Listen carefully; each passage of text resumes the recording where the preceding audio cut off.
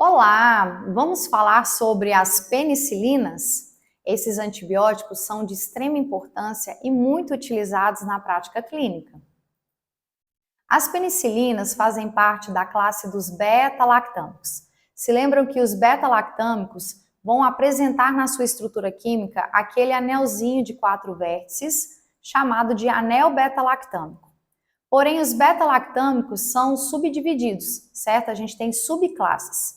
Então, dentro da classe dos beta-lactâmicos, nós temos a subclasse das penicilinas, subclasse das cefalosporinas, subclasse dos monobactâmicos e também carbapenemicos. Porém, hoje a gente vai focar na subclasse das penicilinas.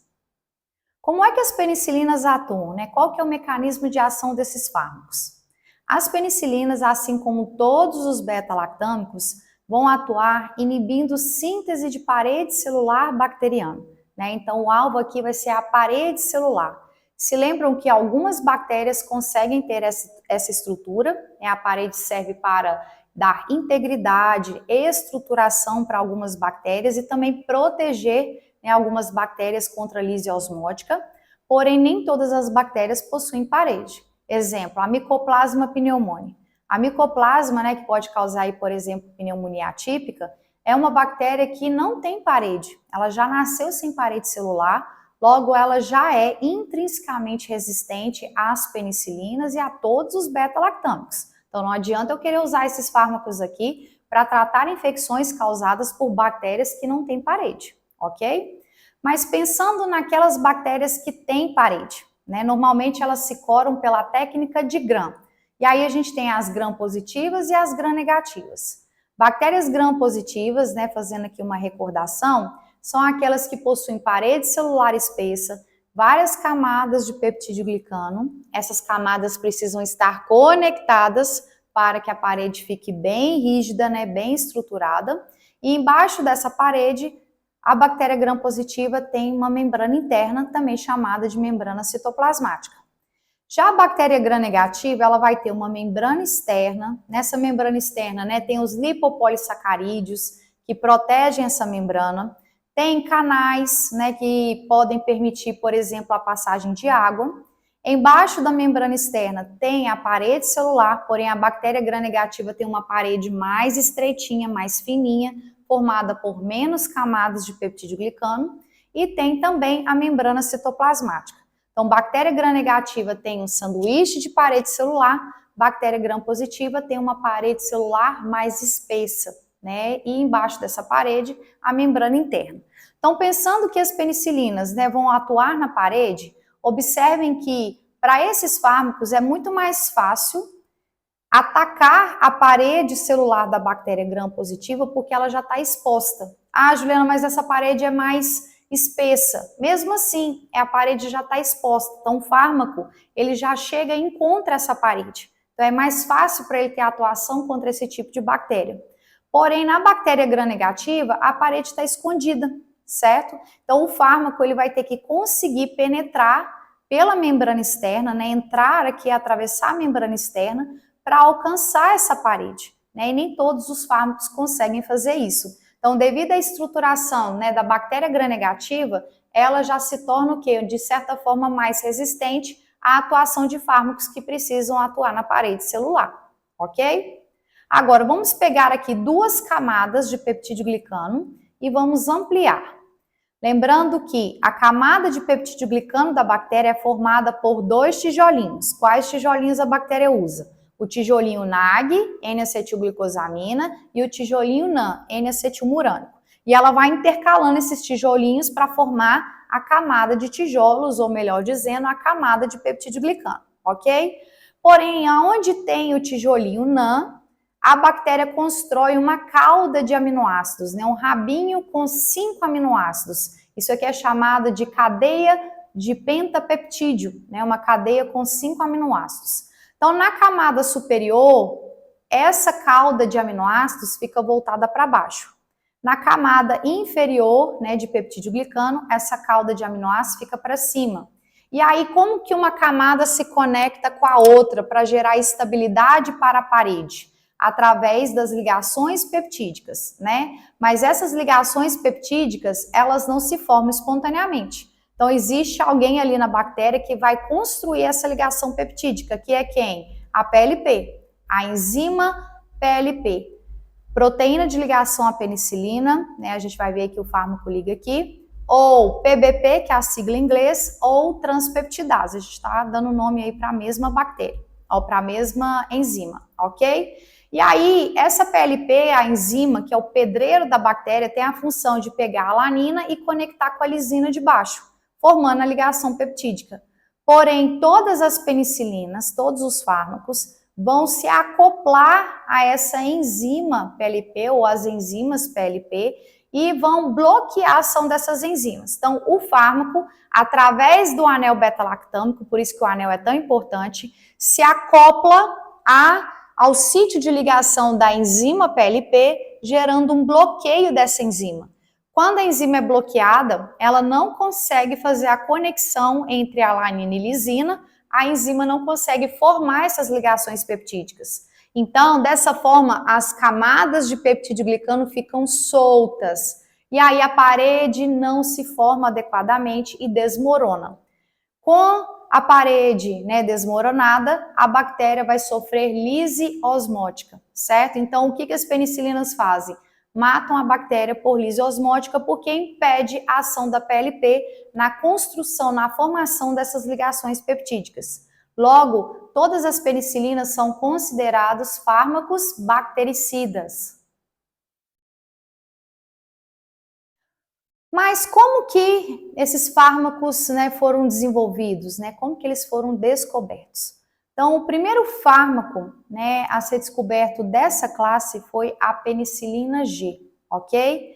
E a penicilina G também foi o primeiro antibiótico a ser descoberto na história da humanidade, tá? Então, ou seja, além de ser o primeiro fármaco dessa subclasse, foi o primeiro antibiótico dentre todos, ok? Foi o primeiro antibiótico a ser descoberto aí na história da humanidade. E como que aconteceu essa descoberta? Então, deixa eu contar aqui uma historinha para vocês. Imaginem lá na década de 20. Naquela época, não existia nenhum antibiótico ainda, nenhuma substância que fosse muito efetiva contra bactérias e que não apresentasse muitos efeitos colaterais. Então, nessa época, as pessoas morriam muito, né, decorrente aí de diversas infecções, né, inclusive infecções bacterianas graves, e não se tinha muito o que fazer, certo? Então, quando a pessoa aparecia lá, por exemplo, com sífilis, né, sífilis era uma doença que matava muito naquela época, a pessoa praticamente já recebia um atestado de óbito, né? Então, eles isolavam a pessoa e deixavam lá. Se ela conseguisse recuperar bem, se não conseguisse, amém. Certo? Então, eles não tinham muito o que fazer. E aí eles começaram a testar vários compostos, várias substâncias, e começaram a usar metais pesados, mercúrio, arsênio, para tentar tratar os pacientes que estavam ali com doenças infecciosas. Porém, essas substâncias eram extremamente, são, né, ainda, extremamente tóxicas, né? Então, ou seja, o paciente acabava mais se intoxicando pelo uso desses metais pesados do que sofrendo ali com a doença infecciosa em si, tá? Ou era tentar usar isso ou não era fazer nada. Chegavam a usar tinturas de tecidos, corantes, mas mesmo assim nada era muito efetivo, né? E tudo se apresentava muito tóxico. Até que, né, em 1929, esse bacteriologista aqui chamado de Alexander Fleming começou a querer, né, realmente descobrir uma substância, né, que tivesse ação contra bactérias e que não fosse tão tóxica, que pudesse realmente ser utilizada para tratar as doenças infecciosas. E o Alexander Fleming ficou anos estudando, né, ele aprendeu a cultivar bactérias, ele trabalhava inclusive com culturas de Staphylococcus aureus. Se lembram lá da estáfilo, que é um coco gram positivo. E aí ele ficou ali tentando achar alguma coisa, mas até então ele não tinha chegado em lugar nenhum. E aí ele se cansou, falou, nossa, estou andando muito estressado, já tem anos que eu estou aqui estudando, não chego a lugar nenhum, vou tirar uns dias de folga. E aí partiu férias, largou as culturas de estáfilo dele lá no laboratório, lá na estufa do laboratório dele.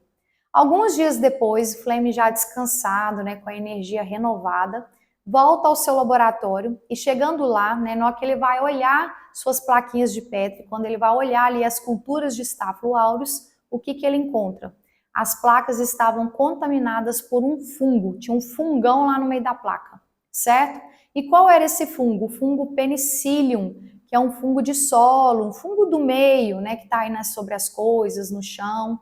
E aí, o que ele podia ter feito? Pegado essa placa e, puf, jogado fora. Mas não, Fleming foi muito perspicaz. Ele ficou observando aquela placa um tempão. E o que ele viu? Que o fungo não deixava a bactéria crescer ao redor dele. Então ele meio que repelia essa bactéria. E ela crescia longe do fungo, mais perto do fungo ela não crescia. E ele pensou, gente, o fungo deve estar fazendo alguma coisa aqui, provavelmente produzindo alguma substância que não está deixando a Staphylo aureus crescer. E aí ele resolveu coletar, né, o líquido aqui, né, aquele meio de cultura ao redor desse fungo, e testar isso em outras placas contendo Staphylo aureus. E aonde ele colocava nessa substância, esse líquido que ele havia coletado, a Staphylo aureus não crescia. Então realmente tinha alguma coisa ali, né, naquele líquido que apresentava efetividade contra essa bactéria, que é uma bactéria bastante virulenta que causa diversos tipos de infecção. E aí ele foi e fez o quê? Ele pegou e contaminou coelhos com essa Staphylo aureus e depois pegou o líquido ao redor do fungo e tratou esses coelhos. Os coelhos se curaram e além deles terem se curado, não apresentaram efeitos colaterais significativos. Então, ou seja, ele estava diante ali de algo que funcionava contra esse tipo de bactéria, que é muito patogênica, e que não era tão tóxico, igual metais pesados, corantes, tinturas. Então, ele ficou super empolgado. Inclusive, segundo a história, ele chegou a testar esse líquido aqui em seu estagiário de laboratório.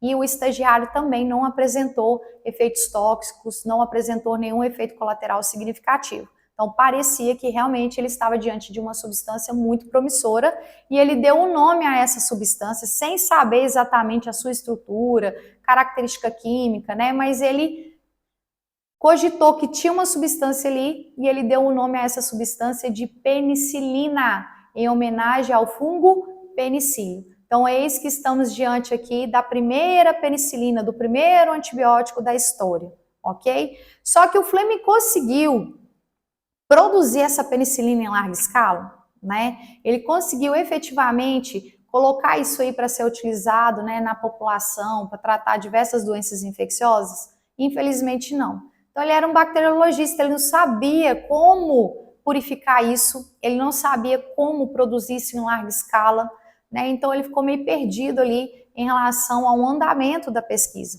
Mas o que ele fez? Ele escreveu, né, em um artigo tudo o que ele havia observado, né, todos os testes que ele fez, todo o resultado que ele obteve aí com o uso dessa substância e publicou esses artigos. Isso lá em 1929. E aí, anos depois, né, muitos anos depois, lá por volta de 1942, dois pesquisadores, Florey e Chen, começaram a ler as pesquisas, né, os artigos que foram escritos por Fleming. E eles se interessaram demais por essa substância chamada de penicilina. Eles falaram, gente, mas o negócio parece ser muito bom, efetivo contra Staphylo aureus, parece ter pouca efetividade, a gente precisa conseguir produzir isso em larga escala. Então, o Florey e Chen, eles tinham grandes objetivos, né, que era realmente tirar isso do papel e fazer isso ser usado, né, na comunidade, ser utilizado efetivamente na prática clínica. Mas eles não tinham dinheiro para isso, né? Inclusive um deles era químico, então um deles já queria o quê? Purificar a substância, já estava cheio de ideias de como produzir isso em larga escala, mas eles não tinham dinheiro. E aí eles procuraram a Inglaterra, vários países europeus, mas ninguém quis investir neles, ninguém acreditou na ideia deles. E eles então resolveram procurar os Estados Unidos e pediram lá um financiamento. Os Estados Unidos então resolveram dar esse financiamento e eles, portanto, criaram a Fundação Rockefeller com esse dinheiro. A Fundação Rockefeller começou então a correr atrás de como produzir essa substância em larga escala. E aí eles tiveram a grande ideia de visitar as indústrias cervejeiras. Isso mesmo, pessoal. Olha a indústria cervejeira fazendo, né, toda a diferença na história da humanidade, ou pelo menos na história da antibioticoterapia. Então, eles foram nas indústrias cervejeiras, né? Lá eles viram aqueles tonéis gigantes de fermentação que eram utilizados para produzir cerveja e eles, né, pensaram, vamos cultivar o fungo aqui nesses tonéis e vamos produzir a penicilina em larga escala utilizando esses tonéis da indústria cervejeira. E assim foi feito. Então, as primeiras unidades de penicilinas começaram a serem produzidas. Mas aí, essas primeiras unidades não foram para a população, né? Não foram efetivamente utilizadas, né, na população como um todo. Essas primeiras unidades de penicilinas foram para tratar os soldados da Segunda Guerra Mundial. Então, lá em 1945, esses soldados foram os primeiros a receberem efetivamente, né, a penicilina para tratamento de infecções bacterianas. E segundo, né, a história, isso fez toda a diferença na vitória dos Estados Unidos nessa Segunda Guerra Mundial. Por quê? Porque os soldados, eles sofriam muito, né, com diversas doenças infecciosas que eles adquiriam ali durante o combate, porque eles viviam, né, em condições muito precárias, né, de higiene, de alimentação. Então, eles acabavam adoecendo, eles acabavam adquirindo infecções bacterianas facilmente e eles acabavam morrendo por conta dessas infecções bacterianas, né, e não somente ali no combate direto, né, na guerra.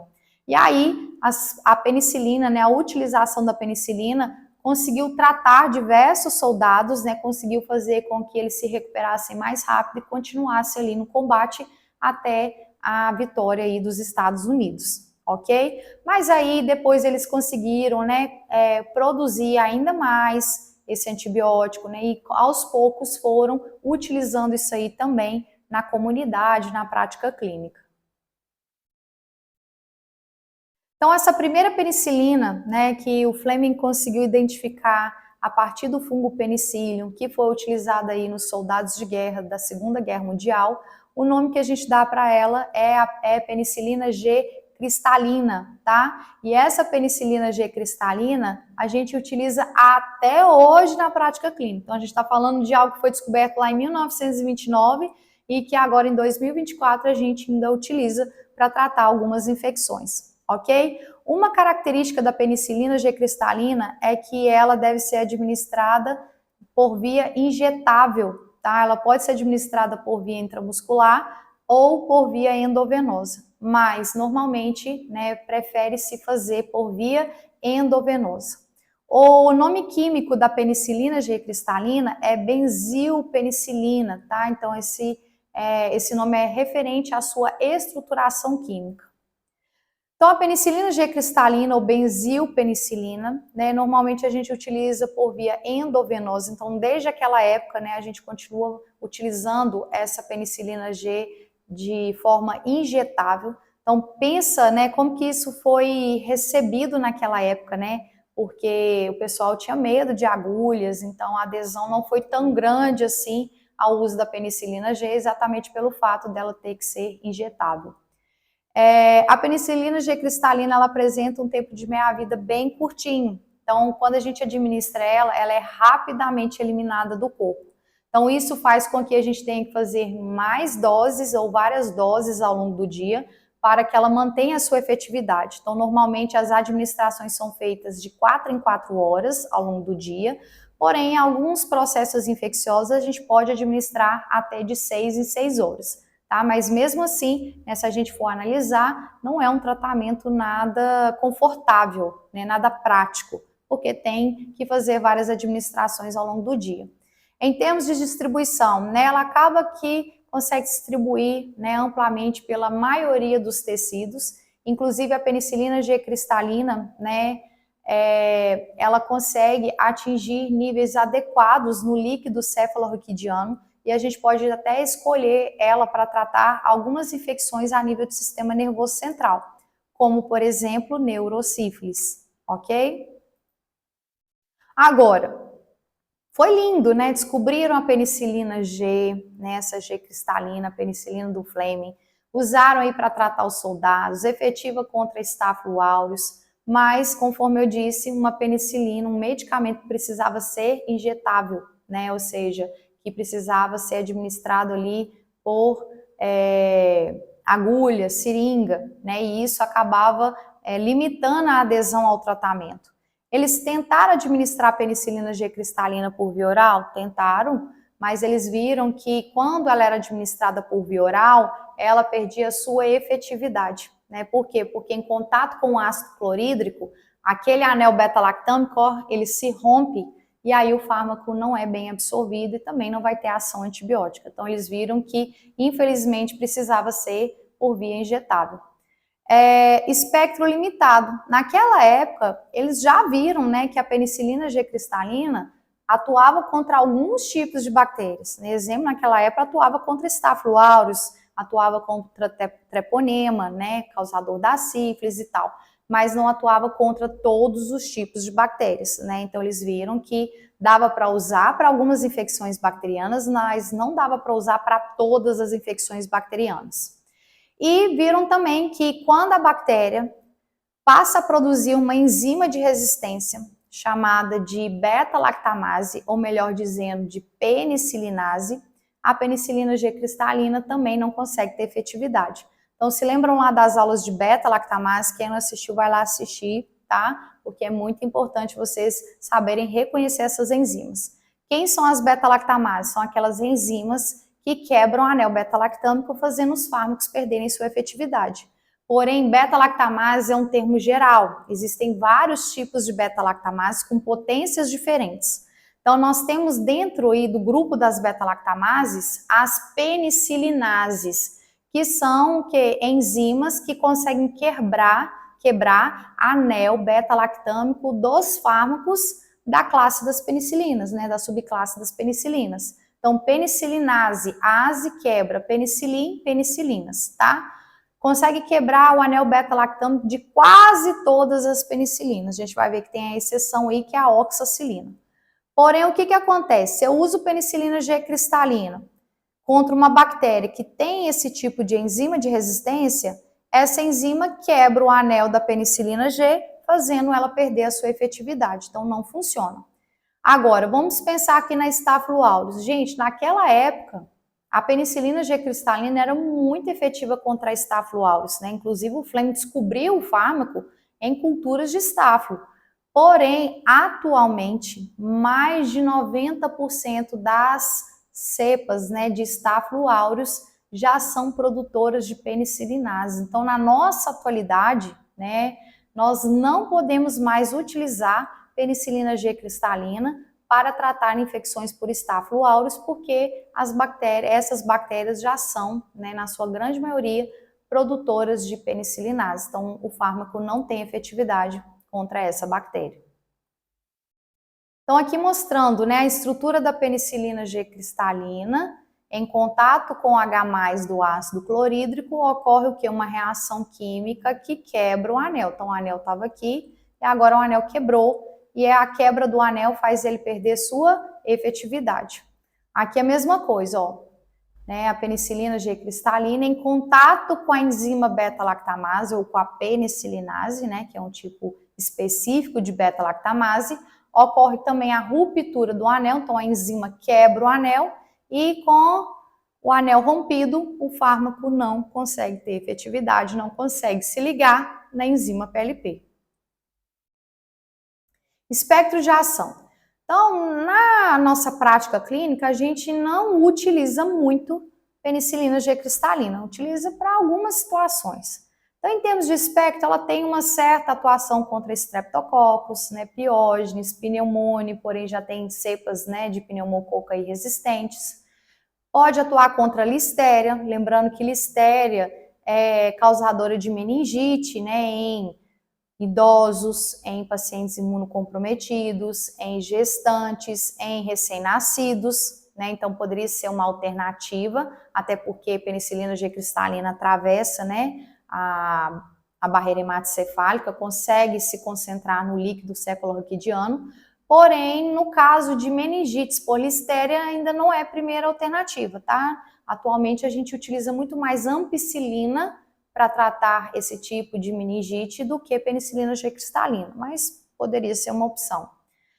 Pode ser utilizada para tratar sífilis, né? Então ainda até hoje, depois de muitos e muitos anos, o treponema pálido ainda continua sendo sensível à penicilina G cristalina. Então, naquela época, a penicilina G cristalina fez história, né, na cura da sífilis, no tratamento de pacientes com sífilis que morriam aos montes antes, né, da descoberta do fármaco, e até hoje continua sendo fármaco efetivo contra esse tipo de bactéria. Porém, a penicilina G cristalina, a gente vai priorizar o uso dela no caso de neurosífilis, né, que é aquela sífilis que acomete o sistema nervoso central. Também pode ser alternativa de tratamento para leptospirose, né, infecções causadas aí pela bactéria Leptospira, e também ainda tem uma certa efetividade contra algumas bactérias anaeróbias, principalmente aquelas de cavidade oral, né, ou aqui da cavidade orofaríngea. Tá, mas aí eles descobriram a penicilina G cristalina, certo? Flem descobriu aí e tal. Viu que ela era boa para algumas coisas, mas não tão boa para todas as infecções. Então eles pararam por aí? Não. Então o que eles pensaram? A gente precisa melhorar isso, né? Se tem empecilhos, se tem fatores aí que não são tão bons, vamos tentar melhorar esses fatores. Então a primeira coisa que eles pensaram, né, que eles precisaram fazer foi elucidar a estrutura química da penicilina, literalmente conhecer a estrutura química dessa penicilina G cristalina, ok? Então eles conseguiram identificar essa estrutura molecular, né? Aqui a presença do anel beta-lactâmico e aqui a presença de um outro anel associado a esse beta-lactâmico chamado de anel de tiazolina, certo? E aí eles viram que essa base da molécula da penicilina G tinha que ser mantida, que eles não podiam ficar mexendo nessa parte da molécula, senão o fármaco perdia efetividade. Então, eles viram que essa base estrutural chamada de ácido 6-amino penicilânico, ou de 6-APA, precisava obrigatoriamente ser mantido. Porém, eles encontraram aqui, ó, o cantinho da molécula representado por R. Nesse cantinho aqui, eles viram que eles podiam fazer trocas, né, colocar grupamentos distintos nessa região da molécula para tentar obter novos antibióticos ou novos fármacos. Então, eles mantiveram a base estrutural da penicilina G e começaram a fazer modificações nessa porção R aqui da sua molécula. Então, se a gente pegar aqui, ó, a estrutura base, né, ácido 6-amino penicilânico, e aqui na porção R, no caso da penicilina G cristalina, que é aqui o Flem isolou lá do fungo, o grupo nessa porção R é esse aqui, ó, é esse grupamento aqui, certo? Aí o que eles fizeram? Eles tiraram esse grupamento daqui da ponta e trocaram por outros grupamentos, né? Então pegou esse e trocou por esse, por exemplo. E aí com isso eles conseguiram o quê? Desenvolver a penicilina V, um novo fármaco. Então penicilina G é um tipo de antibiótico, penicilina V é outro tipo. Ah, o que mudou aqui? Penicilina G só pode ser administrada por via injetável, né? Ou intramuscular ou endovenosa, mas a gente prefere endovenoso. Penicilina V pode ser administrada por via oral. Então, a mudança do grupamento aqui, ó, desse por esse, já mudou a estruturação de forma a tornar a molécula que resistente à ação do ácido clorídrico. Então, eu mostrei para vocês que na presença do H+, né, ocorre uma reação química que rompe o anel beta-lactâmico e o fármaco perde efetividade. Porém, quando a gente coloca esse grupamento aqui, ó, nessa pontinha da molécula, o H+ vai ser atraído para esse oxigênio aqui e não para esse aqui do anel, certo? Então, nesse caso, o H+ sendo atraído para esse oxigênio que está aqui no canto, poupa o anel beta-lactâmico ou poupa o ataque do anel pelo H+. E aí ele não é rompido quando chega lá no estômago, logo a penicilina V pode ser administrada por via oral. Continuando, né, tirou esse grupo e colocou esse outro aqui, ó. E aí, né, na ponta aqui da molécula, tudo mais esse grupamento aqui no cantinho. E aí eles conseguiram desenvolver a ampicilina, né, com outro grupamento conseguiram desenvolver a amoxicilina. Então, ampicilina e amoxicilina são o quê? Penicilinas semissintéticas, né, são fármacos semissintéticos. Então, eles mantiveram a base da penicilina G cristalina, modificaram apenas a porção R ali da molécula e com isso conseguiram desenvolver a ampicilina, que tem um espectro de ação diferente, daqui a pouco a gente vai falar sobre isso, e conseguiram desenvolver, por exemplo, a amoxicilina e todos os outros fármacos, tá? Agora, observem que são todos muito semelhantes, porque tem essa mesma base estrutural. Por isso que quando eu tenho um paciente que é alérgico à penicilina G cristalina, eu não posso dar para esse paciente penicilina V, eu não posso dar para esse paciente ampicilina, nem amoxicilina, nenhuma outra penicilina. Por quê? Porque todas têm uma estruturação muito semelhante, o que muda é só o grupo aqui, ó, no cantinho da molécula. Então, se o paciente é alérgico a uma penicilina, ele acaba sendo alérgico a todas as penicilinas e aí eu não posso utilizar nenhum fármaco dessa subclasse para tratar esse paciente, certinho? Então, nós hoje temos aí, né, uma classificação para as penicilinas. Nós temos os grupos de penicilinas. Então, vamos lá. A gente tem a classe dos beta-lactâmicos, temos a subclasse das penicilinas e dentro da subclasse das penicilinas a gente tem os grupos, de acordo aí com o surgimento dos fármacos. Então, nós temos as penicilinas naturais, né, o grupo das penicilinas naturais, temos as aminopenicilinas, temos penicilinas resistentes à ação das penicilinases e temos as ureidopenicilinas. Tem carboxipenicilinas, mas eu nem vou falar dessas outras, porque praticamente a gente não utiliza aqui no Brasil, tá certo? Então, penicilinas naturais, grupo das penicilinas naturais. Então, quem são os fármacos desse grupo aqui? Temos a penicilina G cristalina, que foi a primeira, né, a ser descoberta, ou também chamada de benzilpenicilina, que, né, normalmente administramos por via endovenosa, certo? E aí a utilização fica mais restrita para tratar pacientes hospitalizados ou, né, para tratar pacientes dentro do ambiente hospitalar. Temos a penicilina G-procaína, temos a penicilina G-benzatina. Essas duas, né, nós falamos que são depósitos de penicilinas, né? Vocês já vão entender o porquê. Normalmente nós administramos por via intramuscular. Essas aqui não podem ser administradas por via endovenosa, ok? Então tem que ser na musculatura. E temos a penicilina V, ou fenoximetilpenicilina, que é o nome químico dela, que é a única, né, aqui desse grupo que pode ser administrada por via oral, porque não vai sofrer degradação pelo H+ do ácido clorídrico. Então, depósito de penicilina G, ou penicilina G na forma de depósito. Nós vamos ter a penicilina G-procaína e a penicilina G-benzatina. Todas duas, né, a gente tem a penicilina G, o antibiótico, que vai estar o quê? Acoplado a uma outra molécula. Então, nesse caso aqui, eu tenho a penicilina G, a molécula da penicilina G, igual àquela que o Fleming conseguiu identificar, né, isolar, associada a quem? A uma molécula de procaína, tá? Então, eu tenho uma junção de moléculas, penicilina G com procaína. Para que serve essa procaína? A procaína serve para segurar, para criar uma condição em que essa penicilina G seja absorvida mais gradativamente. Tá? Então, a gente cria um sistema de depósito no músculo, de forma que esse antibiótico, que é a penicilina G em si, consiga penetrar na circulação mais lentamente. Então, o objetivo aqui é prolongar o tempo de meia-vida dessa penicilina G, porque a gente viu lá que a penicilina G cristalina, né, o tempo de meia-vida dela é curtinho. Então, normalmente a gente tem que administrar, né, até de 4 em 4 horas. E aí, pensa você ter que fazer várias administrações ao longo do dia, o tanto que é trabalhoso. Então, a gente criou uma condição aqui para poder fazer o quê? Com que essa penicilina G seja absorvida mais gradativamente e fique mais tempo dentro do organismo, diminuindo o número de administrações. O raciocínio também vale para a penicilina G-benzatina. Então, a gente pega a molécula da penicilina G e acopla, né, faz uma junção aqui, com a molécula de benzatina. E qual que é o papel da benzatina? É ter efeito antibiótico? Não, é igual da procaína.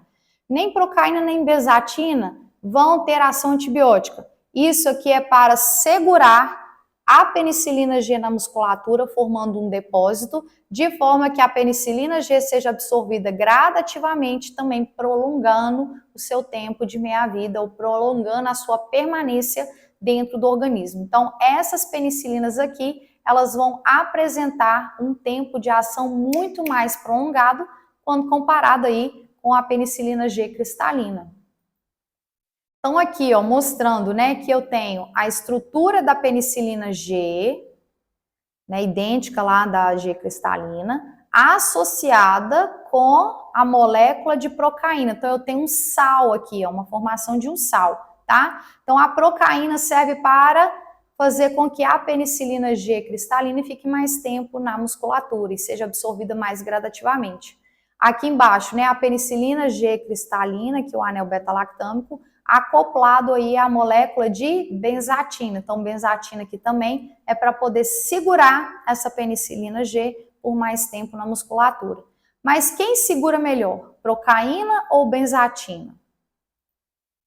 Então, vamos ver aqui, ó. Imagine aqui que eu tenho o sistema de depósito, tá? Então, em amarelinho, vamos pensar aqui que seja, por exemplo, a procaína, certo? Em vermelhinho, que seja a penicilina G. Então, a gente tem essas duas moléculas ali e vamos administrá-las aqui por via intramuscular, certinho? Então, a gente vai colocar isso aqui, nesse sistema de depósito, no músculo. E aí, o que vai acontecer?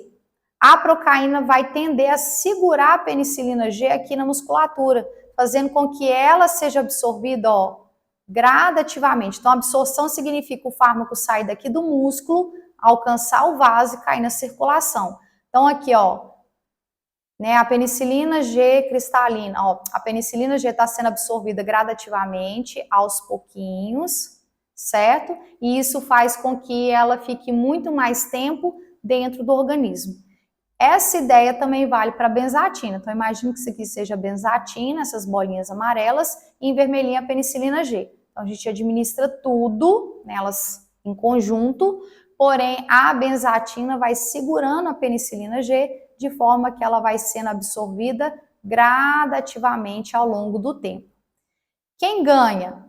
Penicilina G benzatina, tá? Então, vamos ver esse gráfico aqui para a gente entender em relação ao quanto de penicilina G que efetivamente chega no sangue após uma administração intramuscular. Então, para a gente fazer o comparativo entre os três tipos de penicilina G, temos a cristalina, temos a procaína e a benzatina, certo? A cristalina aqui foi administrada por via intramuscular para a gente fazer o comparativo. Então, administramos aqui, ó, no tempo zero. E o que eu tenho nesse gráfico? O quanto de penicilina G que efetivamente chegou no sangue versus tempo após a administração.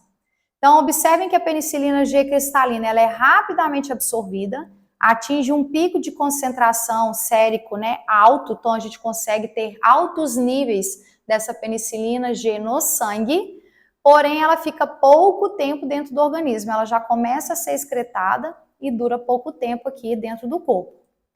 Penicilina G procaína, então a procaína fica segurando essa penicilina G de forma que a penicilina G vai ser absorvida mais gradativamente, a procaína não entra, ela segura a penicilina G, tá? Então quem vai lá na bactéria e fazer efeito é a própria penicilina G, a gente só criou um sistema de depósito aqui. Então observe que na hora que eu administro penicilina G procaína no músculo, a absorção da penicilina G vai acontecer mais lentamente. Tá vendo que ela demora muito mais tempo para atingir um pico de concentração? E ela também demora muito mais tempo para sair de dentro do organismo, em torno de 24 horas. Então, o que a procaína fez? Prolongou o tempo de vida da penicilina G dentro do organismo, né? Fez com que ela durasse mais tempo dentro do corpo. Mas vamos ver aqui a penicilina G benzatina. A penicilina G benzatina, olha, ela segura ainda mais, né? A benzatina consegue segurar ainda mais a penicilina G dentro do organismo, de forma que a sua absorção vai ser ainda mais lentamente, né? Quanto tempo a benzatina consegue segurar a penicilina G no corpo, né? Com quanto tempo ela consegue fazer com que essa penicilina G seja absorvida? Gente, a duração, né, da penicilina G-benzatina vai ser em torno de 21 a 28 dias. Então, ou seja, em termos de depósito, né, de criar um sistema de depósito, a associação da penicilina G com a benzatina vai ser muito mais efetiva para prolongar a ação desse antibiótico, certinho? Agora, em termos de espectro de ação, vai mudar muita coisa? Não, gente, porque quem está entrando no sangue, quem é que vai fazer o efeito? É a penicilina G do mesmo jeito, tá? Então, seja com a procaína ou seja com a benzatina, quem vai para o sangue, quem chega na bactéria, quem ataca a parede da bactéria, quem faz efetividade, vai ser a penicilina G da mesma forma, tá? Então, em termos de espectro aqui, a gente não vai ter grandes variações. Agora, vamos pensar o seguinte, e em termos de distribuição tecidual, né? Posso utilizar uma penicilina G-benzatina para poder alcançar o sistema nervoso central para tratar, por exemplo, uma neurosífilis? Não consigo. Observem que a concentração plasmática do fármaco é muito baixinha, tá? Então, ou seja, quase não atinge um pico.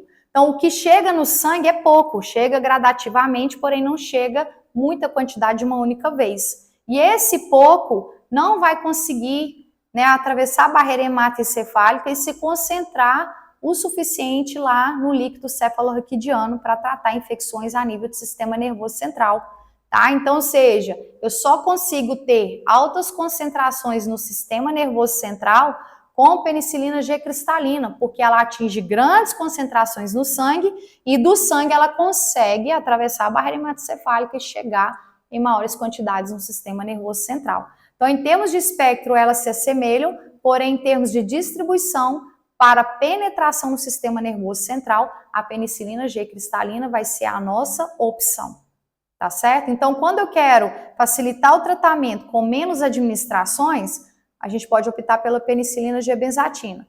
Quando eu quero atingir sistema nervoso central, né, concentrações ideais para tratar infecções a nível do sistema nervoso central, penicilina G cristalina vai ser a nossa opção. Ah, e a penicilina G-procaína? Gente, a penicilina G-procaína ficou no meio do caminho, né? Então, ela acaba que não é tão utilizada na prática clínica.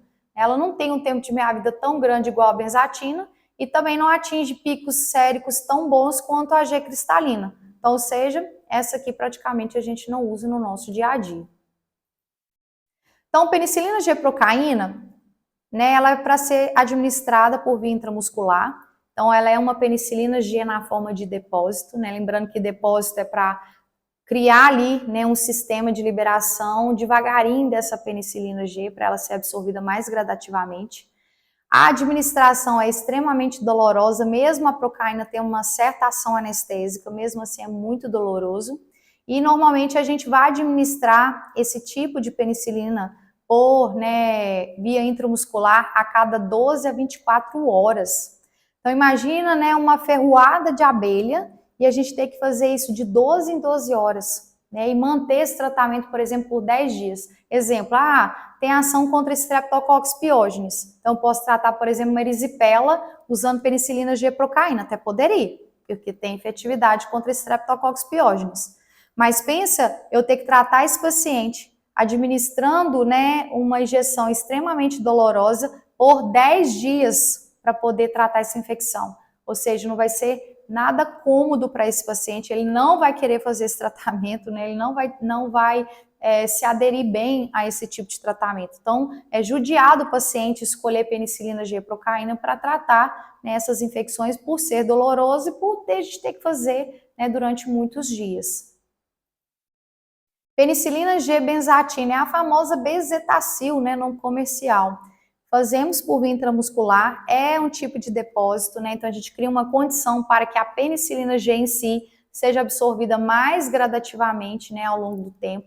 Também é bastante dolorosa, mas normalmente, né, em vários tipos de infecções, a gente pode usar em dose única. Então, ou seja, é uma única ferroada de abelha em vários tipos de infecções e pronto, e acabou. Né? Exemplo lá, faringa amigdalite bacteriana. Né? A bezetacil é o fármaco de primeira linha para tratar a faringa amigdalite estreptocócica.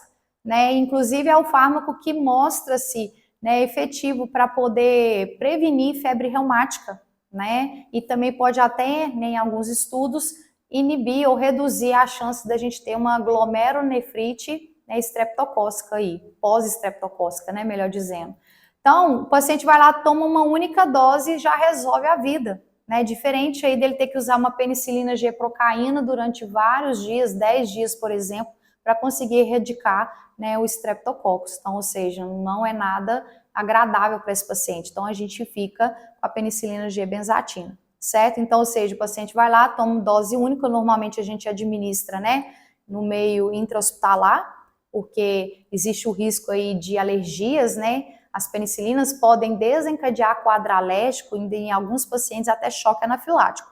Então, a gente prefere fazer no ambiente hospitalar e, né, naqueles pacientes alérgicos mesmo, né, que comprovam ser alérgicos, a gente não vai usar esse tipo de medicamento. Aí tem as alternativas.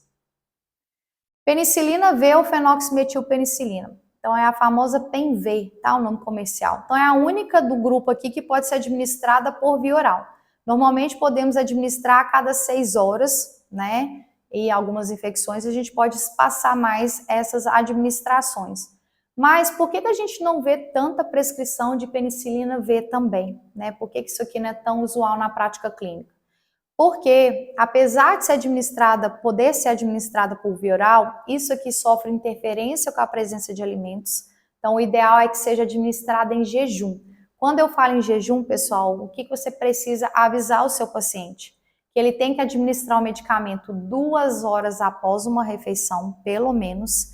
E após administrar o medicamento, ele tem que permanecer em jejum por mais 1 hora. Então, imagina que meu paciente almoçou meio-dia, precisa tomar a dose dele de penicilina.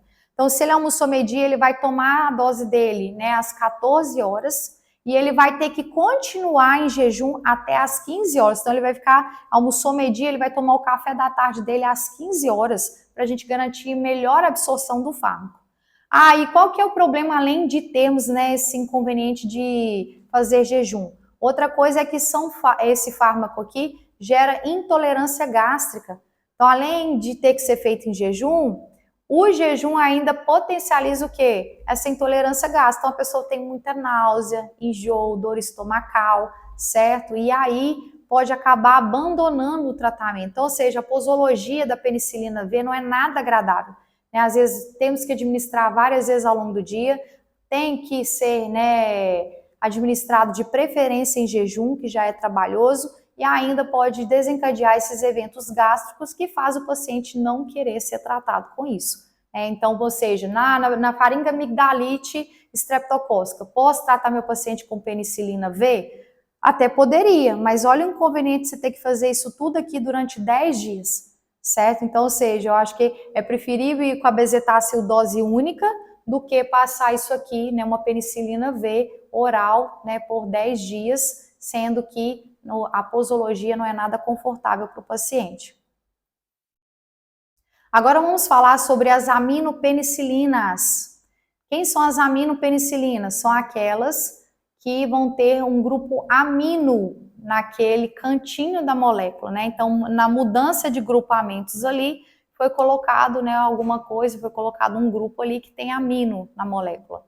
Então, são derivadas da molécula da penicilina. Então, pegaram a base da penicilina G, mantiveram aquela base e alteraram o cantinho da molécula para poder desenvolver novos antibióticos. As aminopenicilinas são consideradas penicilinas de espectro um pouco mais ampliado, quando a gente compara ali com as penicilinas naturais que nós acabamos de falar, tá? Então, elas vão ter atuação contra um grupo maior de bactérias. Apresentam, portanto, espectro um pouco mais ampliado em relação às penicilinas naturais, não atuam contra bactérias produtoras de penicilinases. Então, ou seja, são fármacos que têm um espectro um pouco maior, vão conseguir atuar contra uma maior variedade de bactérias, porém, se essas bactérias forem produtoras de penicilinases, a aminopenicilina também não funciona. Então, ou seja, Staphylococcus aureus hoje, mais de 90% das cepas são resistentes às penicilinas naturais e também vão ser resistentes a quem? As aminopenicilinas. Então, se eu tiver uma infecção por Staphylococcus aureus, aminopenicilinas na forma pura não pode ser usado para tratar. Exemplo aí de aminopenicilinas. Temos a famosa amoxicilina, né, a nossa queridinha amoxi, e temos a ampicilina, né? Então observem que aqui eu tenho a base estrutural, que veio lá da penicilina G, o anel beta-lactâmico, aqui a base estrutural, o anel beta-lactâmico, e aqui na porção R da molécula eu tenho um grupo amino, a mesma coisa aqui, né, no caso da ampicilina. O que muda da amoxicilina para a ampicilina? Gente, só essa hidroxila aqui. Então, ou seja, o resto é tudo igual, só a presença dessa hidroxila na amoxicilina é o que diferencia ela da ampicilina. Então, eu costumo dizer que são as irmãzinhas gêmeas, elas têm muita semelhança. Então, aminopenicilinas, né, vão conseguir atuar contra bactérias gram-positivas e vão atuar também contra algumas bactérias gram-negativas. Então, o espectro aqui ele começa a ampliar no sentido de cobrir, né, um pouco mais bactérias gram-negativas, porque as penicilinas naturais não fazem isso muito bem. Por que agora, né, a gente tem esses fármacos conseguindo atuar contra bactérias gram-negativas? Por conta aqui, ó, do canal de porina. Então, lembram que a bactéria gram-negativa ela tem essa membrana externa que possui canais que permitem a passagem de água. A presença do grupo amino, né, na estrutura aqui, faz com que esses fármacos tenham uma característica um pouco mais hidrossolúvel, certo?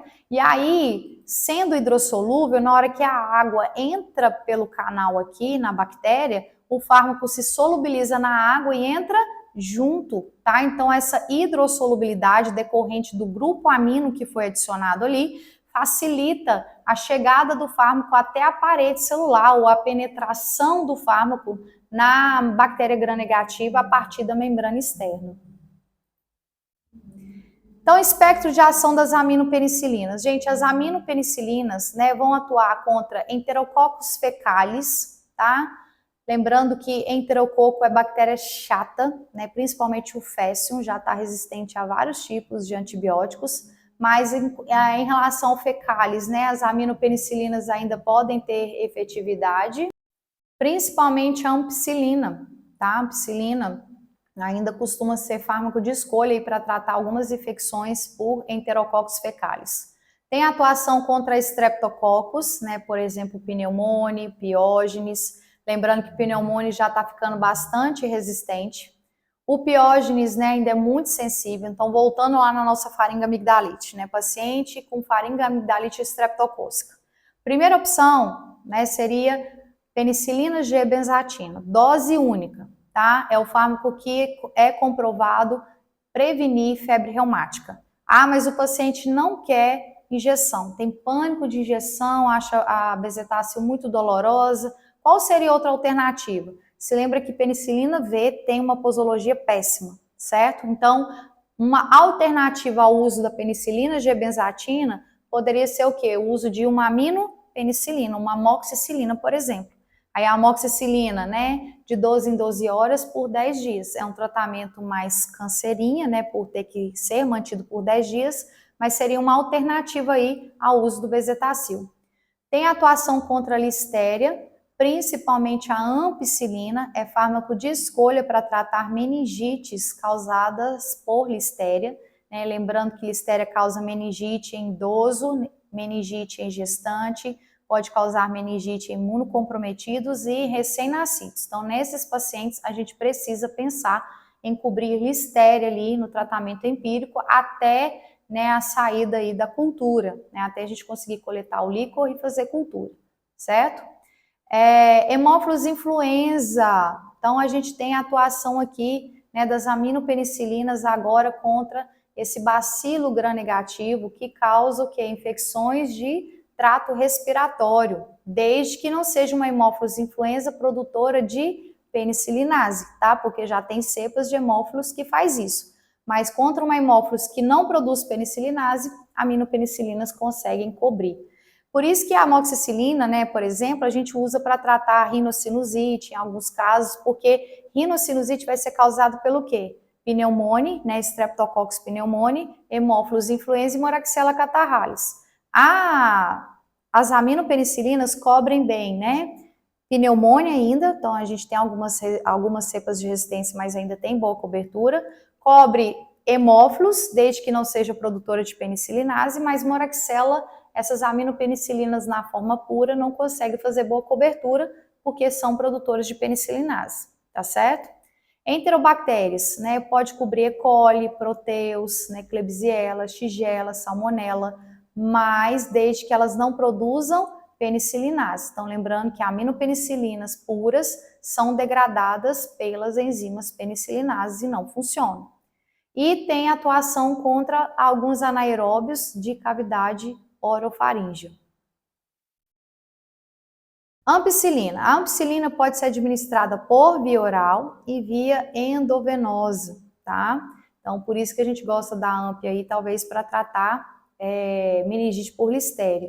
A administração normalmente é a cada 6 horas, né? Então ela tem um tempo de meia-vida um pouco mais curto. Por via oral sofre interferência com a presença de alimentos, então melhor absorção a gente faz em jejum, né? Então 2 horas após uma refeição, sustenta o jejum por mais 1 hora. Tem boa distribuição no organismo, né? E consegue atingir concentrações boas no líquido cefalorraquidiano, por isso que a gente usa para tratar meningite por listéria, por exemplo. Não tem boa penetração em ossos e nem em próstata, tá? Então, ou seja, uma prostatite aqui, uma osteomielite, esses fármacos não seriam a melhor opção. Sensível à ação das penicilinases, né, que são tipos de beta-lactamases, e como a gente faz para poder vencer a ação dessas penicilinases. Então, se eu usar ampicilina pura, não vai funcionar. Mas se eu combinar o uso da ampicilina com o sulbactam, que é um inibidor de penicilinase, né, conhecido aí como inibidor de beta-lactamase, aí eu consigo ter efetividade. Então, eu acabei de falar que pura não atuaria contra bactérias produtoras de penicilinase, mas em associação com sulbactam, aí sim a gente consegue aumentar essa cobertura. Amoxicilina, administração só por via oral, tá? Então, ou seja, por via endovenosa, a gente acaba optando pela ampicilina. A amoxicilina é administrada normalmente a cada 8 ou 12 horas. Se for 500 miligramas, a gente faz de 8 em 8 horas. Se for 875 miligramas, a gente faz de 12 em 12 horas. Ah, Juliana, tem diferença fazer essa de 500 de 8 em 8 ou a de 875 de 12 em 12? Não tem diferença. Se você puder escolher a de 12 em 12 para facilitar a vida do seu paciente, melhor, tá? Boa absorção por via oral, então diferente da ampicilina, a amoxicilina não sofre interferência com a presença de alimentos. Então a amoxi ganha em termos posológicos, né? Se eu usar a dose de 875, eu posso administrar de 12 em 12, e ela ganha também em relação a que não ter que ser administrada em jejum, né? Então facilita a vida do paciente.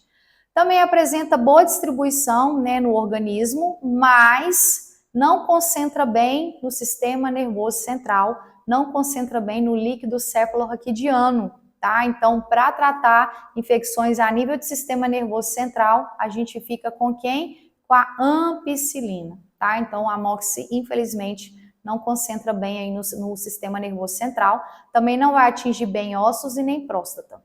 Agora, assim como a ampicilina, assim como as penicilinas naturais, a amoxicilina pura não atua contra bactérias que produzem penicilinases ou beta-lactamases.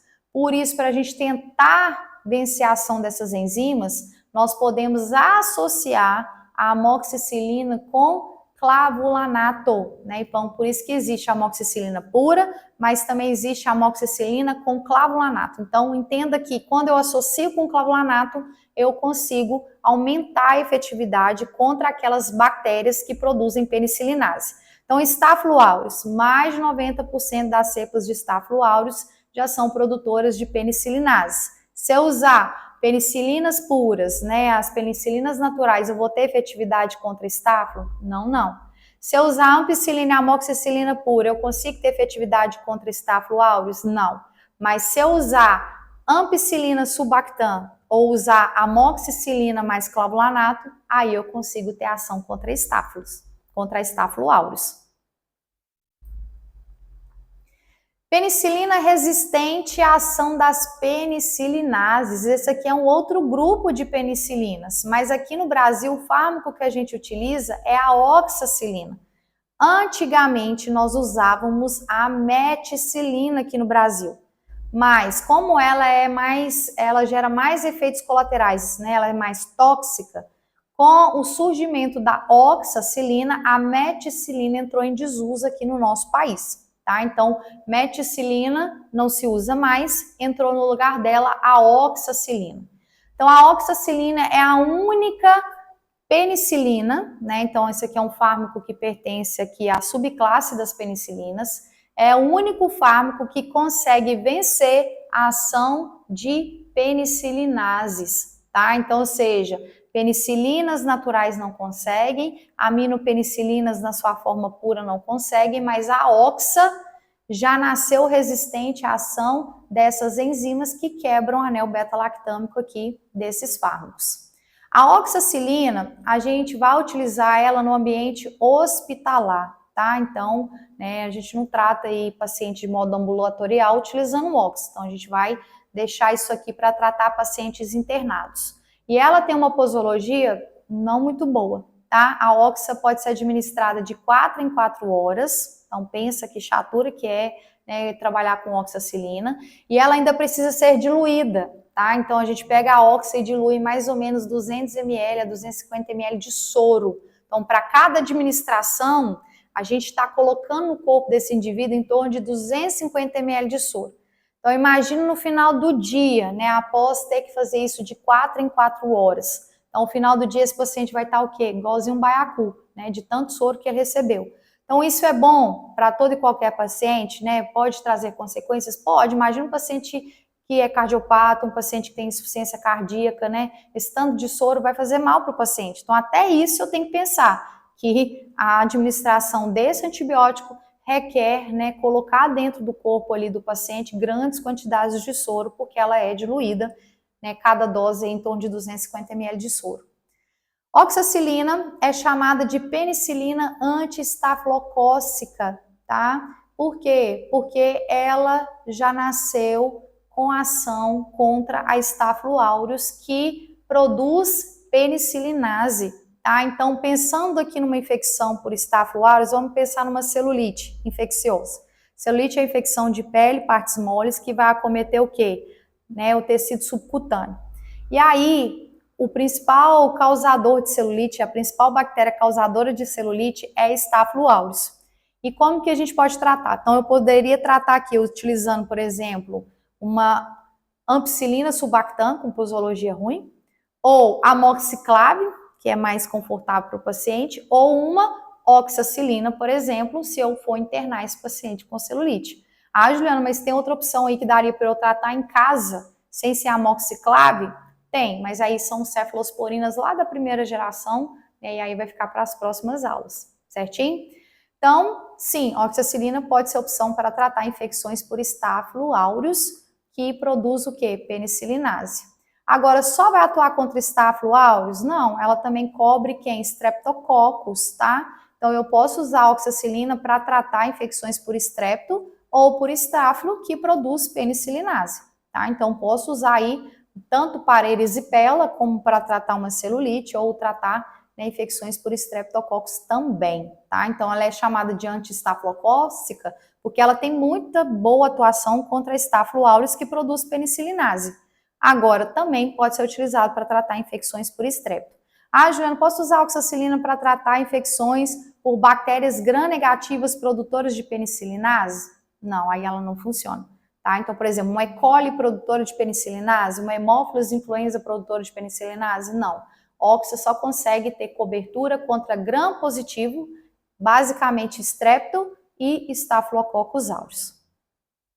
Então, a bactéria Staphylococcus, produtora de penicilinase, a gente chama ela de MSSA, que significa Staphylo aureus sensível à meticilina. Esse primeiro nome foi dado na época que se usava meticilina aqui no Brasil, e hoje essa Staphylo aqui é chamado de OSSA, que é Staphylococcus aureus sensível à oxacilina, tá? Então, é essa Staphylo que produz penicilinase, mas que a gente consegue eliminá-la usando oxacilina, tá? Então, é a única penicilina que na forma pura consegue ter ação contra a Staphylo aureus produtora de penicilinase. Por que a oxa consegue fazer isso? Porque aqui na região R da molécula, então aqui tem a base estrutural, né, da penicilina G, e aqui aquela modificação, né, o grupo na porção R.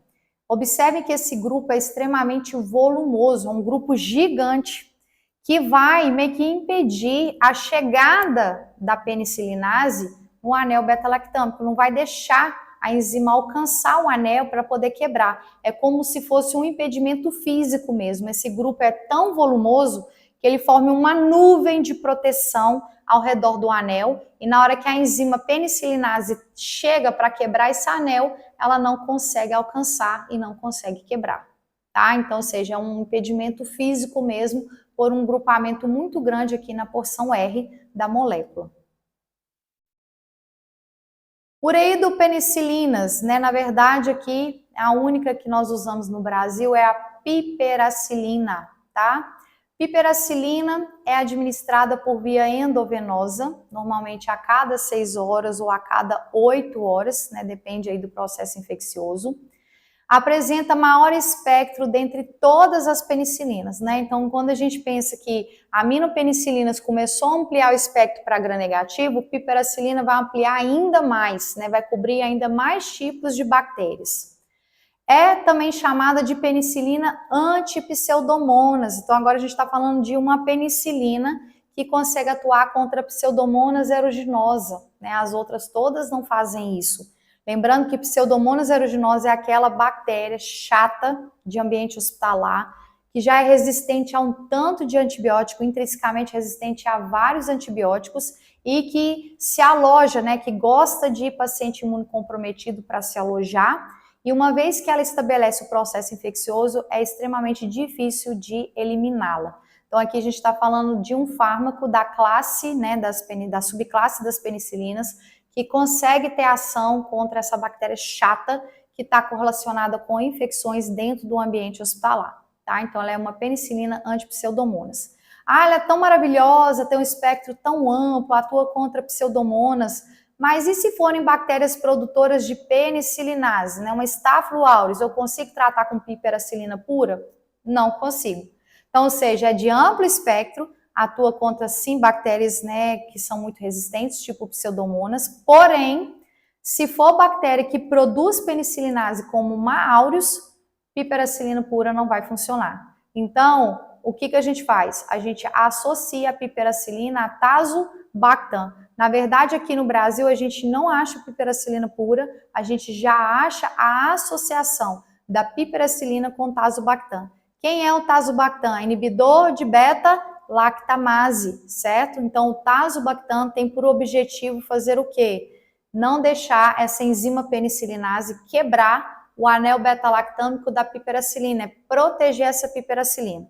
E aí, na hora que a gente faz esse combo aqui, ó, piperacilina, tazobactam, isso agora vai conseguir atuar contra muitos tipos de bactérias. Espectro de ação da piperacilina, nossa, Enterococo fecalis, né, atua contra Staphylo aureus agora, Streptococcus, bactérias gram-negativas, né, de uma forma geral, inclusive produtoras de penicilinases. Então, o espectro fica maravilhoso. Agora, cuidado, pipetase eu costumo dizer o seguinte, sabe? Dentro do hospital, a gente imagina um armário de cristal com chavinha de ouro. Então, a gente vai abrir esse armário de cristal com a chavinha de ouro e nós vamos guardar o pipetase lá dentro.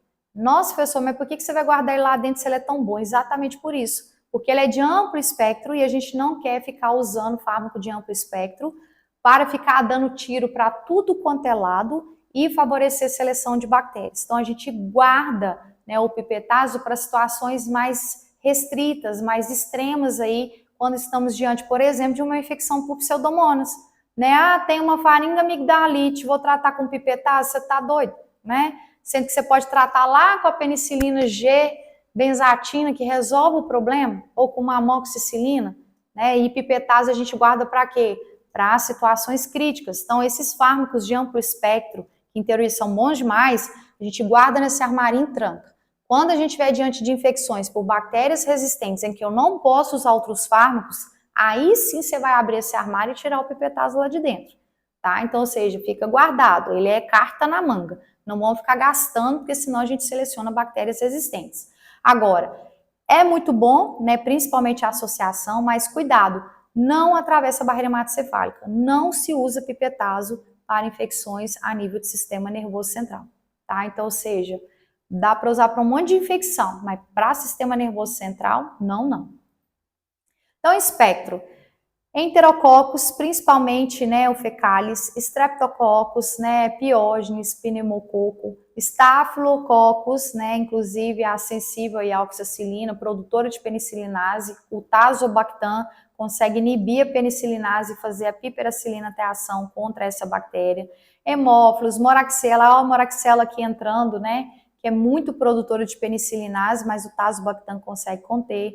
Pseudomonas aeruginosa, enterobactérias e anaeróbios, tá? Então, ó, espectro agora aumentou demais. Lembrando que hoje em dia várias bactérias anaeróbias e várias enterobactérias também conseguem produzir penicilinase e com tazobactam a gente consegue inibir a ação dessa enzima de resistência.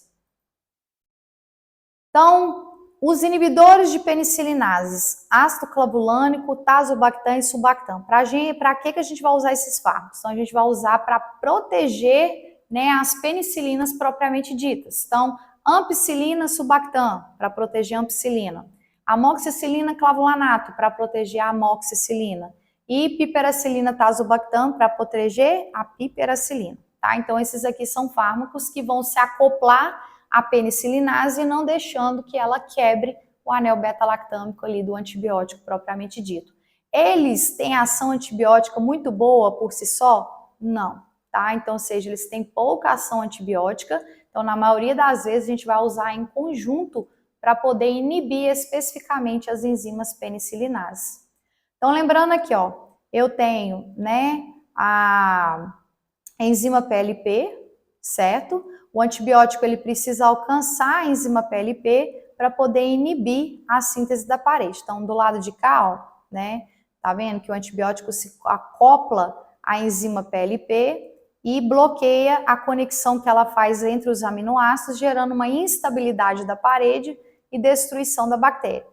Porém, quando a bactéria produz uma beta-lactamase, né, o que vai acontecer? A enzima da bactéria vai destruir o anel beta-lactâmico do antibiótico e aí ele vai perder a sua efetividade.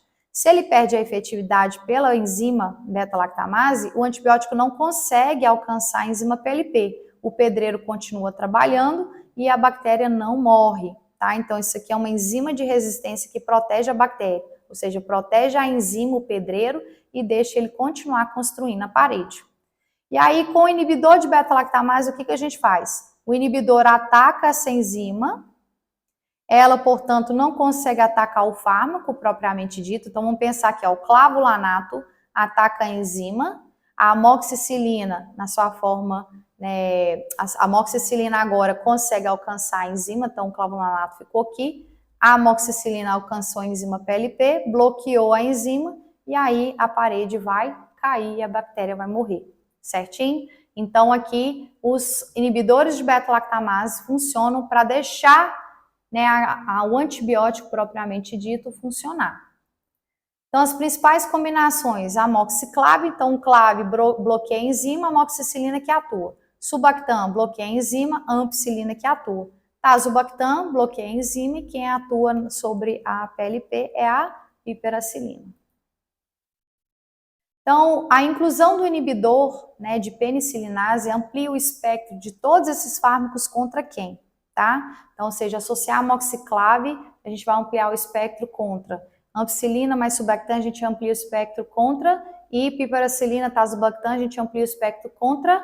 Todos eles vão ampliar o espectro contra bactérias que produzem penicilinase. Quem produz penicilinase? Primeira, que mais produz, é Staphylococcus aureus. Então, se eu associei com a amoxiclave, ampicilina, sulbactam e piperacilina, tazobactam, vai ter ação contra a Staphylococcus aureus, contra bacilos gram-negativos, hemófilos influenza, que produz penicilinase, Moraxella catarrhalis, né, que é diplococo gram-negativo, que produz penicilinase, contra enterobactérias, que produzem penicilinase, inclusive contra vários tipos de anaeróbios que também produzem penicilinase. Então, amplia espectro para estáfilo, várias bactérias gram-negativas produtoras de penicilinase